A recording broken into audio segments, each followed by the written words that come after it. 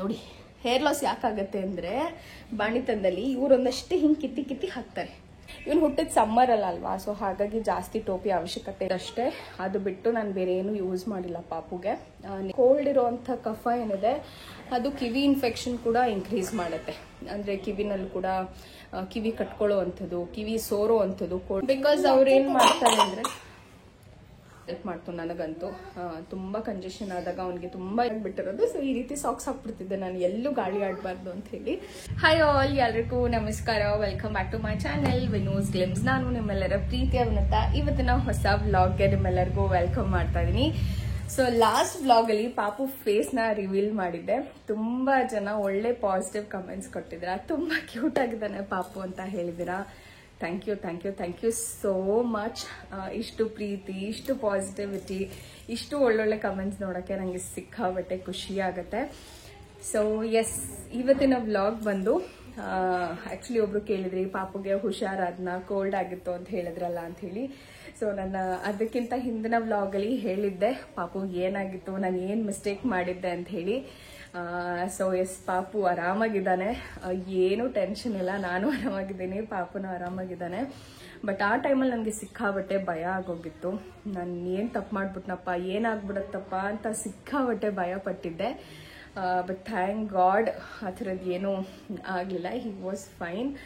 And yes, ಈಗ ಆಟ ಆಡ್ಕೊಂಡು ಮಲಗಿದ್ದಾನೆ, ಅವ್ನಿಗೆ ಸ್ನಾನ ಎಲ್ಲ ಆಗಿದೆ. ಸೊ ತುಂಬ ಜನ ಆ್ಯಕ್ಚುಲಿ ಒಬ್ರೇನೋ ಇಬ್ಬರು ಕಮೆಂಟ್ ಮಾಡಿ, ಇಬ್ಬರು ಮೆಸೇಜ್ ಮಾಡಿ ಕೇಳಿದ್ರಿ ದ್ಯಾಟ್ ಪಾಪುಗೆ ಕೋಲ್ಡ್ ಆದಾಗ ನೀವು ಏನು ಮಾಡಿದ್ರಿ, ಏನು ರೆಮಿಡೀಸ್ ಏನಾದರೂ ಯೂಸ್ ಮಾಡಿದ್ರಾ, ಹೋಮ್ ರೆಮಿಡೀಸು. ಸೊ ಹೇಗೆ ಪಾಪುನ ಕೋಲ್ಡ್ ಕಮ್ಮಿ ಮಾಡೋದು ಅಂತ ಹೇಳಿ ಕೇಳಿದ್ರಿ. ಆ್ಯಂಡ್ ಮೋರೋವರ್ ಮಕ್ಕಳಿಗೆ ಕೋಲ್ಡ್ ಆ್ಯಂಡ್ ಕಾಫ್ ಒಂದ್ಸತಿ ಬಂತು ಅಂದರೆ ಹತ್ತತ್ರ 6-7 ಡೇಸ್ ಅದು ಇರುತ್ತೆ. ಸೊ ತುಂಬ ಕಷ್ಟ ಆಗುತ್ತೆ ಆ ಒಂದು ಪೀರಿಯಡ್ ಏನಿದೆ, 5 to 6 days ತುಂಬ ಕಷ್ಟ ಆಗುತ್ತೆ.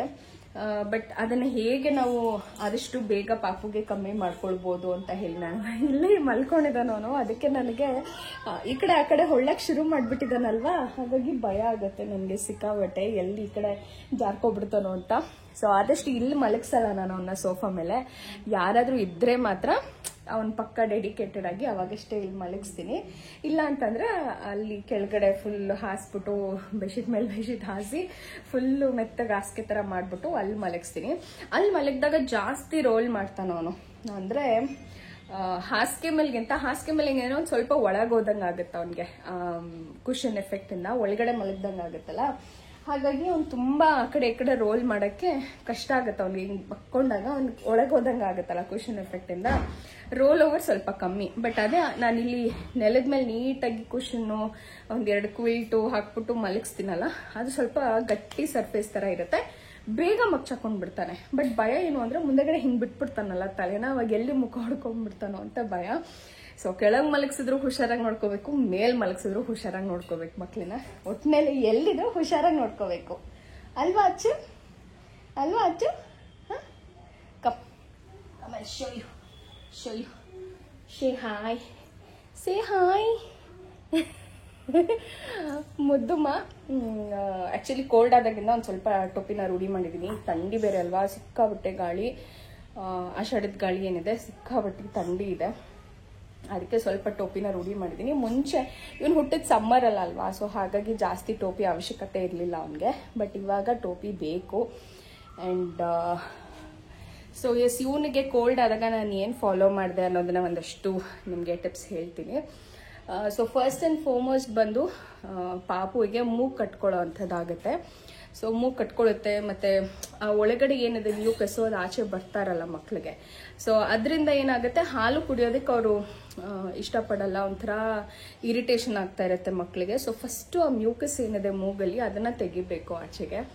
ಸೊ ಅದನ್ನು ಹೇಗೆ ತೆಗಿಯೋದು ಅನ್ನೋದು ಆ್ಯಕ್ಚುಲಿ ಒಂದು ಟೆಕ್ನಿಕ್ ಇದೆ. ಒಂದು ನಾಬ್ ಥರ ಬರುತ್ತೆ, ಮಗುವಿನ ಮೂಗಿಗೆ ಹಿಂಗೆ ಹಾಕ್ಬಿಟ್ಟು ಅಂದರೆ ಪ್ರೆಸ್ ಮಾಡಿ ಹಿಡಿದು ಅಲ್ಲೊಂದು ಚೂರು ಇಟ್ಕೊಂಡಾಗ ಹಿಂಗೆ ಓಪನ್ ಮಾಡಿದಾಗ ಅಲ್ಲಿ ಏನು ಸಣ್ಣ ಪುಟ್ಟ ಮ್ಯೂಕಸ್ ಥರ ಏನಿರುತ್ತೆ ಅದು ಸಕ್ಔಟ್ ಆಗಿ ಆಚೆ ಬರುತ್ತೆ.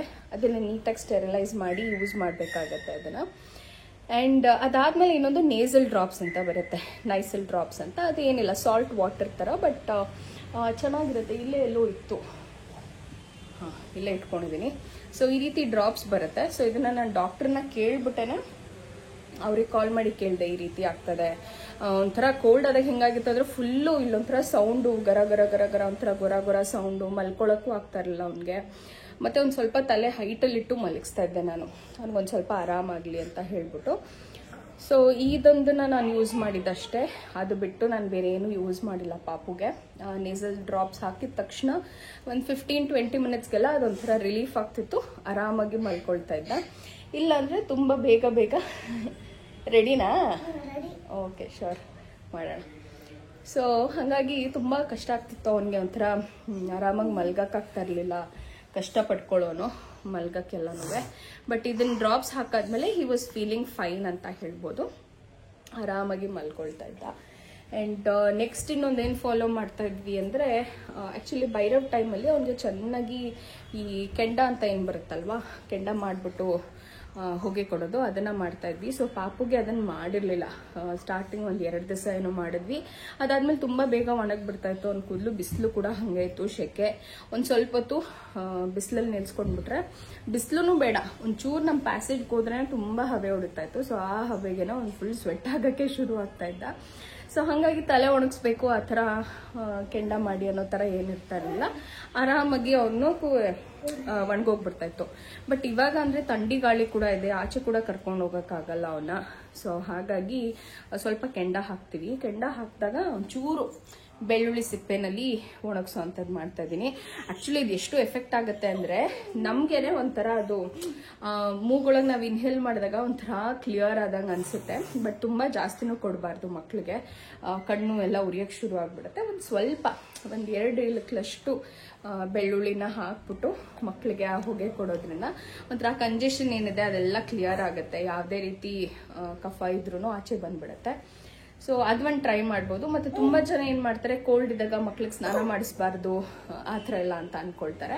ಬಟ್ ಆದರೆ ಆ ಟೈಮಲ್ಲಿ ಮಕ್ಕಳಿಗೆ ಸ್ವಲ್ಪ ಜಾಸ್ತಿ ರಿಲ್ಯಾಕ್ಸೇಷನ್ನೇ ಬೇಕಾಗತ್ತೆ. ಸೊ ಅವಾಗ ನೀವೇನಾದರೂ ಸ್ಪಾಂಜ್ ಬಾತ್ ಆದರೂ ಮಾಡಿಸ್ಬೋದು. ಅಂದರೆ ಬಿಸಿ ಬಿಸಿ ನೀರಲ್ಲಿ ಮಕ್ಕಳಿಗೆ ಒರೆಸೋವಂಥದ್ದು ಆ ಥರದ್ದೇನಾದರೂ ಮಾಡ್ಬೋದು.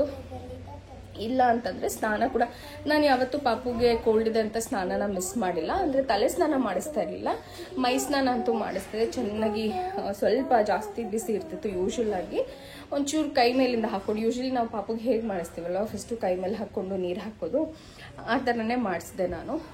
ಅದು ಕೂಡ ಹೆಲ್ಪ್ ಆಯಿತು ಆ್ಯಕ್ಚುಲಿ ಅವನಿಗೆ ಕೋಲ್ಡ್ ರಿಲೀಫ್ ಆಗೋಕ್ಕೆ. ಒಂಥರ ಮೈಕೈ ನೋವು ಇರುತ್ತೆ ಮಕ್ಕಳಿಗೆ, ಇರಿಟೇಷನ್ ಆಗ್ತಾ ಇರುತ್ತೆ. ಮತ್ತು ನಾವು ಯಾವಾಗಲೂ ಹಿಂಗೆ ಎತ್ಕೊಂಡಿರ್ತೀವಲ್ಲ, ಅವಕ್ಕೂ ಒಂಥರ ಮೈಕೈ ನೋವು ಬರೋ ಥರ ಎಲ್ಲ ಅನಿಸುತ್ತೆ. ಸೊ ಹಾಗಾಗಿ ನಾನೇನು ಮಾಡ್ತಾ ಇದ್ದೆ ಅಂದರೆ, ಸ್ನಾನ ಅಂತೂ ರೆಗ್ಯುಲರಾಗಿ ಇದ್ದೇ ಇರ್ತಿತ್ತು ಅವನಿಗೆ, ಫ್ರೆಶ್ ಅಪ್ ಮಾಡಲೇಬೇಕು. ಆ್ಯಂಡ್ ಚೆನ್ನಾಗಿ ಕಿವಿ ಎಲ್ಲ ನೀಟಾಗಿ ಡ್ರೈ ಆಗಿಡಬೇಕು. ಈ ಟೈಮಲ್ಲಿ ಏನಾಗ್ಬಿಡುತ್ತೆ ಅಂದರೆ, ಕೋಲ್ಡ್ ಇರೋವಂಥ ಕಫ ಏನಿದೆ ಅದು ಕಿವಿ ಇನ್ಫೆಕ್ಷನ್ ಕೂಡ ಇನ್ಕ್ರೀಸ್ ಮಾಡುತ್ತೆ. ಅಂದರೆ ಕಿವಿನಲ್ಲಿ ಕೂಡ ಕಿವಿ ಕಟ್ಕೊಳ್ಳೋ ಅಂಥದ್ದು, ಕಿವಿ ಸೋರೋ ಅಂಥದ್ದು ಕೋಲ್ಡ್ ಜಾಸ್ತಿ ಆದಾಗ ಈ ಥರದ್ದೆಲ್ಲ ಪ್ರಾಬ್ಲಮ್ಸ್ ಆಗುತ್ತೆ. ಸೊ ಆದಷ್ಟು ಮಕ್ಕಳನ್ನ ಬಿಸಿಯಾಗಿ ಇಟ್ಕೋಬೇಕು. ಅಂದರೆ ರೂಮ್ನಲ್ಲಿ ಹೀಟರ್ ಇತ್ತು ಅಂತಂದರೆ, ಅದರ ಮಿಸ್ಟ್ ಏರ್ ಹೀಟರ್ ಇತ್ತು ಅಂದರೆ ಅದನ್ನು ಬಳಸ್ಕೋಬೋದು. ಸೊ ನಾನೇನು ಮಾಡ್ತಾಯಿದ್ದೆ, ಆ ಕಡೆ ಡೋರು ವಿಂಡೋಸ್ ಎಲ್ಲನೂ ಕ್ಲೋಸ್ ಮಾಡ್ಕೊಂಡ್ಬಿಟ್ಟು ನನ್ನ ರೂಮ್ನ ಆದಷ್ಟು ಬಿಸಿ ಬಿಸಿ ಇಡ್ತಾ ಇದ್ದೆ. ಮತ್ತು ಈ ರೀತಿ ಕೆಂಡ ಹಾಕೋದ್ರಿಂದ ಕೂಡ ಆ ಕೆಂಡನ ಏನು ಮಾಡ್ತಾಯಿದ್ವಿ, ನನ್ನ ಬೆಡ್ ಕೆಳಗಡೆ ಇಟ್ಬಿಡ್ತಾ ಇದ್ದೆ. ಸೊ ಅದೊಂಥರ ಹೆಂಗೆ ಅಂದರೆ ಫುಲ್ ಒಂಥರ ಹೀಟ್ ಗೊತ್ತಾಗ್ತಿತ್ತು ಆ ರೂಮ್ಗೆ ಹೋದಾಗ. ಸೊ ಹೀಟರ್ಗೆ ಇನ್ವೆಸ್ಟ್ ಮಾಡೋಕ್ಕೆ ಇಷ್ಟ ಇಲ್ಲ ಅಂತಂದವರು ಆ ರೀತಿ ಟ್ರೆಡಿಷ್ನಲ್ ವೇನಲ್ಲಿ ಕೂಡ ನಾವು ನೀಟಾಗಿ ಇಟ್ಕೊಳ್ಬೋದು. ಬಿಸಿ ಇಟ್ಕೋಬೇಕು. ಎನ್ವಿರಾನ್ಮೆಂಟ್ ಸ್ವಲ್ಪ ಬೆಚ್ಚಗಿದ್ದಾಗ ಮಕ್ಳಿಗೂ ಚಳಿ ತಾಕೋದು ಸ್ವಲ್ಪ ಕಮ್ಮಿ ಆಗುತ್ತೆ. ಸೊ ಆ ಥರ ಮಾಡಿ ನಮ್ಮ ಸಾಹೇಬ್ರನ್ನ ಈಗ ಫುಲ್ಲು ರೆಡಿ ಮಾಡಿ, ಕೋಲ್ಡ್ ಎಲ್ಲ ಹೋಗಿದೆ ಈಗ ಅಲ್ಲ ಸಾಹೇಬ್ರೆ? ಅಚ್ಚಮ್ಮ ಅಚ್ಚು ಈಗಂತೂ ಬಾಯಿಂದ ತೆಗಿಯಲ್ಲ ಕೈ. ಆ್ಯಂಡ್ ಇದನ್ನು ನಾನು ತಪ್ಸಕ್ಕೂ ಹೋಗಲ್ಲ. ತುಂಬ ಜಾಸ್ತಿ ಹಾಕೊಂಡು ನಾನು ಜಗಿತಾ ಇದ್ದಾನೆ ಅಂದರೆ ಮಾತ್ರ ಒಂಚೂರು ತೆಗಿಸ್ತೀನಿ. ಬಿಕಾಸ್ ಅವ್ರೇನು ಮಾಡ್ತಾರೆ ಅಂದರೆ, ನೋಡಿ ಬಾಯೊಳಗೆ ಕೈ ಹಾಕೊಳ್ಳೋದು, ಹಿಂಗೆ ತೆಗಿಯೋದು. ಬಟ್ ಈ ಟೈಮ್ ಮಾಡಬೇಕಾದಾಗ ಏನಾಗುತ್ತೆ, ಕಫ ಕೂಡ ಆಚೆ ತೆಗಿತಾನೆ. So that is one of the way to get rid of that mucus ಅಂತ ಹೇಳ್ಬೋದು. ಹಂಗೆ ಮಾಡ್ತಾನೆ. ನೋಡಿ ಎಷ್ಟು ಜೊಲ್ ಮಾಡ್ಕೊಂಡಿದ್ದ ನೋಡಿ. ಜೊಲ್ರಾಯ ಜೊಲ್ರಾಯ ಜೊಲ್ರಾಯ ಜೊಲ್ರಾಯ. ಸೊ ಒಂದು ನಿಮಿಷ, ಗೆಟ್ ಮಿ ದ ಕ್ಲಾತ್ ಬೇಟ to wipe his face, to wipe his face. Thank you. So ಇವನಿಗೆ ಸ್ವಲ್ಪ ಟೀತಿಂಗ್ ಬರೋ ಥರನೂ ಇದೆ ಅನಿಸುತ್ತೆ, ಅದಕ್ಕೆ ತುಂಬ ಜಾಸ್ತಿ ಕಚ್ಚಕ್ಕೆ ಶುರು ಮಾಡಿದ್ದಾನೆ. But that's okay, quite normal. ಕೇಳ್ತಾ ಇರ್ತೀರಾ ಇದನ್ನು ಹೇಗೆ ತಡೆಯೋದು ಅಂತ ಹೇಳಿ. ಇದನ್ನು ತಡೆಯೋಕ್ಕಾಗೋದಿಲ್ಲ. ಆದಷ್ಟು ಮಕ್ಕಳು ಮೌತ್ನ ಕೈನ ಕ್ಲೀನಾಗಿ ಇಡಬೇಕು, ಸೊ ದ್ಯಾಟ್ ಮಕ್ಕಳು ಬಾಯೊಳಗೆ ಹಾಕಿದ್ರೂ ತೊಂದರೆ ಇರೋದಿಲ್ಲ. ಬಿಕಾಸ್ ನಾವು ಅದು ಇದು ಕೊಟ್ಟಿದ್ದೆಲ್ಲ ಮಕ್ಳಿಗೆ ಬಾಯೊಳಗೆ ಹೋಗುತ್ತೆ ಇವಾಗ. ಸೊ ಅದನ್ನು ಕಮ್ಮಿ ಮಾಡಿದ್ವಿ ಅಂದರೆ that is more than sufficient ಅನಿಸುತ್ತೆ. ತುಂಬ ನಾವೇನು ಅದನ್ನು ಸ್ಟಾಪ್ ಮಾಡೋಕ್ಕಾಗೋದಿಲ್ಲ. ಕೋಲ್ಡ್ ಆದಾಗ ಇದಿಷ್ಟು ಮೆಥಡ್ ನಾನು ಫಾಲೋ ಮಾಡಿದಂಥದ್ದು. ಫಸ್ಟ್ ಒನ್ನು, ನೀಟಾಗಿ ಬೆಚ್ಚಗಿರುವಂಥ ಬಟ್ಟೆಗಳನ್ನ ಹಾಕೋದು, ಸ್ವಲ್ಪ ಚೆನ್ನಾಗಿ ಬಿಸಿ ಬಿಸಿ ನೀರಲ್ಲಿ ಸ್ನಾನ ಮಾಡಿಸೋವಂಥದ್ದು. ಅದಾದಮೇಲೆ ನೇಸಲ್ ಡ್ರಾಪ್ಸ್ ಅದು ತುಂಬ ಹೆಲ್ಪ್ ಮಾಡ್ತು ನನಗಂತೂ. ತುಂಬ ಕಂಜೆಷನ್ ಆದಾಗ ಅವನಿಗೆ ತುಂಬ ಹಿಂಸೆ ಆಗ್ತಿತ್ತು ಮೂಗಲ್ಲಿ ಉಸಿರಾಡಲಿಕ್ಕೆ. ಸೊ ಆ ನೇಸಲ್ ಡ್ರಾಪ್ಸ್ ಒಂದು ಹೆಲ್ಪ್ ಮಾಡ್ತು. ಆ್ಯಂಡ್ ಬೆಚ್ಚಗೆ ಈ ಥರ ಕೈಕಾಲೆಲ್ಲ ಚೆನ್ನಾಗಿ ಅವನಿಗೆ ಬೆಚ್ಚಗೆ ಇಟ್ಬಿಡ್ತಾ ಇದ್ದೆ. ಸೊ ಈ ರೀತಿ ನೋಡ್ಬೋದು, ಎಲ್ಲೂ ಅವನ್ನ ಓಪನ್ ಬಿಡ್ತಾನೆ ಇಲ್ಲ. ಇವತ್ತೇ ಒಂದು ಸ್ವಲ್ಪ ಇದಾಗಿಬಿಟ್ಟಿರೋದು. ಸೊ ಈ ರೀತಿ ಸಾಕ್ಸ್ ಹಾಕ್ಬಿಡ್ತಿದ್ದೆ ನಾನು, ಎಲ್ಲೂ ಗಾಳಿ ಆಡಬಾರ್ದು ಅಂತ ಹೇಳಿ. ನೋಡಿ, ಹೇರ್ ಲಾಸ್ ಯಾಕಾಗತ್ತೆ ಅಂದರೆ ಬಾಣಿತನದಲ್ಲಿ ಇವರೊಂದಷ್ಟೇ ಹಿಂಗೆ ಕಿತ್ತಿ ಕಿತ್ತಿ ಹಾಕ್ತಾರೆ. ನೋಡಿ ಎಷ್ಟು ಬಾಯೊಳಗೆ ಹಾಕ್ಕೊಂಡಿರೋದು. ಸ್ನಾನ ಮಾಡಿಸಿದ್ದೀನಲ್ಲ, ಅದಕ್ಕೆ ಅವನಿಗೀಗ ಹಾಲು ಕುಡಿಸ್ಬಿಟ್ಟು ಮಲಗಿಸಿದ್ರೆ ಮಲ್ಕೊಳ್ತಾನೆ, ಅಳೋದಿಲ್ಲ ಅವನು. That is one thing. ಆರಾಮಾಗಿ ಆಟ ಆಡ್ಕೊಂಡು ಇರ್ತಾನೆ. ಕೋಲ್ಡ್ ಆದ್ರೂ ಮಕ್ಳಿಗೆ ಹೇಳೋಕೆ ಗೊತ್ತಾಗಲ್ಲ ಅಲ್ವಾ, ಆಟ ಆಡ್ಕೊಂಡಿರ್ತಾರೆ. ನಾವೇ ಅರ್ಥ ಮಾಡಿಕೊಂಡು ಪ್ರತಿಯೊಂದನ್ನು ಮಾಡಬೇಕು. ಯೂಶ್ವಲಿ ರಾಂಪರ್ಸ್ ಹಾಕ್ಬಿಡ್ತೀನಿ ನಾನು, ಬೆಚ್ಚಿಗಿರ್ತಾನೆ ಅಂತ ಹೇಳಿ. ಸೊ ಇದಿಷ್ಟು ನಾನು ಫಾಲೋ ಮಾಡಿದಂಥದ್ದು. ಕೆಲವರು ಕೇಳ್ತಾ ಇದ್ರಿ ಏನದು ಬಜೆ ಹಾಕ್ಬೋದಾ ಮೇಡಮ್, ಮತ್ತು ಬೆಳ್ಳುಳ್ಳಿ ಮತ್ತು ಪೆಪ್ಪರ್ ಆ ಥರದ್ದು ಏನಾದರೂ ಮಾಡ್ಬೋದಾ ಅಂತ. ಖಂಡಿತವಾಗ್ಲೂ ಮಾಡಬೇಡಿ. ಬಿಕಾಸ್ ಇನ್ನು 4 ಮಂತ್ಸಿಂದ, ಐ ಮೀನ್ 6 ಮಂತ್ಸಿಂದ ಕೆಳಗಡೆ ಇದ್ದಾರೆ ಮಕ್ಕಳು ಅಂದರೆ ಖಂಡಿತವಾಗ್ಲೂ ಅದು ಯಾವುದೇ ಮೆಥಡು ಈಸ್ ನಾಟ್ ಅಡ್ವೈಸಬಲ್. ಸಾಕುಮ ಸಾಕುಮ ಸಾಕುಮ, ಎಷ್ಟು ಅಲ್ಲಿ ನೋಡಿ. ಸೊ ಆ ಥರ 6 ಮಂತ್ಸ್ ಕೆಳಗಡೆ ಇದ್ದಾರೆ ಅಂದರೆ ಮಕ್ಕಳು, it is not it all advisable. ಸ್ವಲ್ಪ 6 ಮಂತ್ಸ್ ಆದಮೇಲೆ ಬೇಕಾದರೆ ನೀವು ಅದನ್ನು ಚೂರು ಡೈಲ್ಯೂಟ್ ಮಾಡಿ ಏನಾದರೂ ಆ ಥರ ಹಾಕ್ಬೋದು, ಮಾಡ್ಬೋದು. ಆ್ಯಂಡ್ ವಿಕ್ಸ್ ಸ್ವಲ್ಪ ಇನ್ಹೇಲ್ ಮಾಡಿಸ್ಬೋದು ಮಕ್ಕಳಿಗೆ, ಬಟ್ ಅದು ಕೂಡ ಜಾಸ್ತಿ ರೆಕಮೆಂಡ್ ಮಾಡಲ್ಲ. ಏನದು ಸೌಂಡು? ಅಮ್ಮ ಹೇಳು. ಅಮ್ಮ ಅಮ್ಮ ಹೆಂಗೆ ಹೇಳೋದು? ಈಗ ಪ್ರಾಕ್ಟೀಸ್ ಮಾಡ್ತಾನೆ. ನಾವು ಮಾತಾಡೋದನ್ನೇ ನೋಡಿ ಅಬ್ಸರ್ವ್ ಮಾಡಿ ಹೇಳು. ಅಮ್ಮ ಅಮ್ಮ ಓಕೆ ಚಲೋ, ಗಿವ್ ಹಿಮ್ ಟು ಪಪ್ಪ. ದೇವ್ರೆ, ಅವನ್ನ ಎತ್ಕೊಂಡಿದ್ರೆ ಅದಕ್ಕೆ ನಾನು ಆದಷ್ಟು ಬನ್ ಹಾಕ್ಬಿಡ್ತೀನಿ. ಇದು ಸಿಗುತ್ತಲ್ಲ ನೀಟಾಗಿ ಲೂಸಾಗಿ ಹೇರು, ತಗೋ ಎಳೆದು ಎಳೆದು ಎಳೆದು. ಅಮ್ಮ ದೇವ್ರೆ, ಒಂದಷ್ಟು ಕೂದಲಾದ್ರೆ ಲಾಸ್ ಆಗಿದೆ ನನಗೆ. ಮಕ್ಳಿಗೆ ಗೊತ್ತಾಗಲ್ಲ ಅಲ್ವಾ, ಸೊ ಹಿಂಗೆ ಇಟ್ಕೊಂಡು ಎಳೆದು ಬಿಡ್ತಾನೆ ಜೋರಾಗಿ, ಗೊತ್ತಾಗಲ್ಲ ಅವನಿಗೆ. ಮತ್ತು ಎಳೆದಿರೋ ಕೂದಲು ಮತ್ತೆ ಬಾಯ್ಗೆ ಹಾಕ್ಕೊಳ್ಳುವಂಥದ್ದು ಇಂಥದ್ದು ಮಾಡ್ತಾನೆ. ಸೊ ಎಸ್, ಇದಿಷ್ಟು ಮೆಥಡ್ಸ್ ಆ್ಯಕ್ಚುಲಿ ಸೇಫ್. ಮಕ್ಕಳಿಗೆ ಯಾವುದೇ ರೀತಿ ಸೈಡ್ ಎಫೆಕ್ಟ್ಸ್ ಅನ್ನುವಂಥದ್ದು ಇರೋದಿಲ್ಲ. ಆ್ಯಂಡ್ ಬೆಳ್ಳುಳ್ಳಿ ಸಿಪ್ಪೆ ಇನ್ಹೇಲ್ ಮಾಡುವಂಥದ್ದು ತುಂಬ ಜಾಸ್ತಿನೂ ಮಾಡೋಕ್ಕೆ ಹೋಗಬೇಡಿ ಅದು, ಬಿಕಾಸ್ ಮಕ್ಳಿಗೆ ಕಂಜೆಷನ್ ಕೂಡ ಕ್ರಿಯೇಟ್ ಆಗ್ಬೋದು ಅದು ಕೆಲವು ಸತಿ. ತುಂಬ ಕಮ್ಮಿ, ಒಂದು ಸ್ವಲ್ಪ ರೂಮ್ನ ಬೆಚ್ಚಿಗಿಡ್ಕೊಳ್ಳೋದಕ್ಕೆ ಆ ಒಂದು ಮೆಥಡ್ನ ಯೂಸ್ ಮಾಡ್ಬೋದು. ಇನ್ನು ಒಂದು ಹೇಳಿದ್ರೆ ಶವರ್ನ ಆನ್ ಮಾಡಿ ಬಿಟ್ಟು ಒಂದು ಸ್ವಲ್ಪ ಹೊತ್ತು ಆ ಸ್ಟೀಮ್ ಥರ ಏನಿದೆ ಅದನ್ನು ಕೊಡುವಂಥದ್ದು.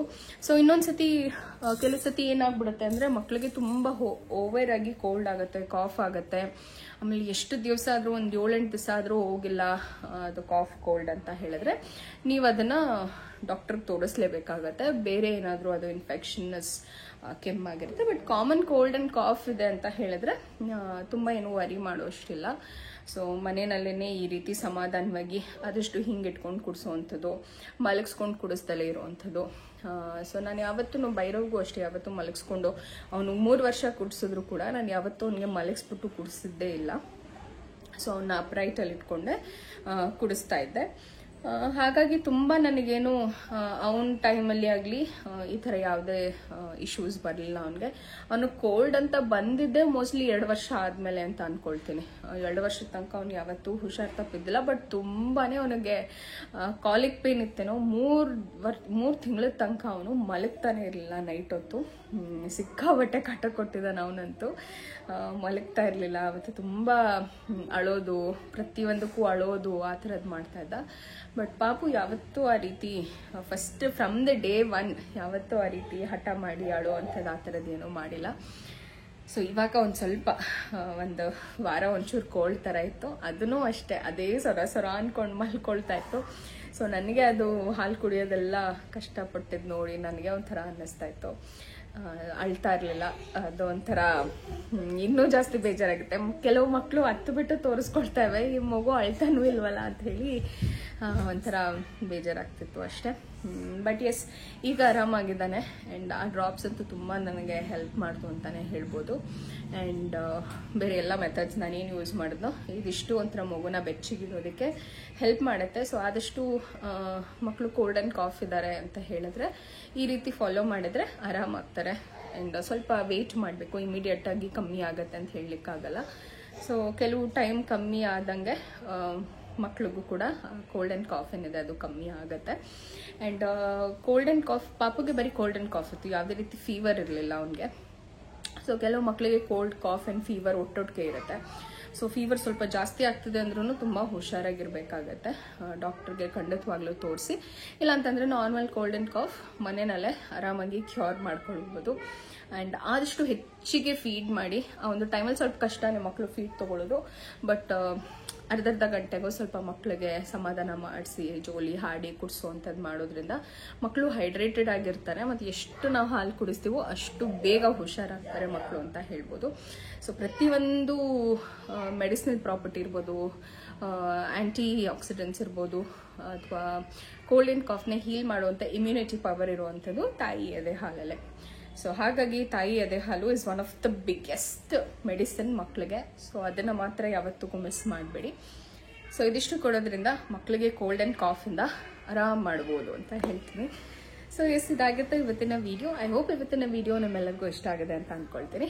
ಇಷ್ಟ ಆಗಿದ್ರೆ definitely like, share and subscribe to my channel ಅಂತ ಹೇಳ್ತಾ ಮತ್ತೆ ಸಿಗ್ತೀನಿ ಮುಂದಿನ ವಿಡಿಯೋದಲ್ಲಿ. ಅಲ್ಲಿವರೆಗೂ ನಮಸ್ಕಾರ, take care, love you all and bye.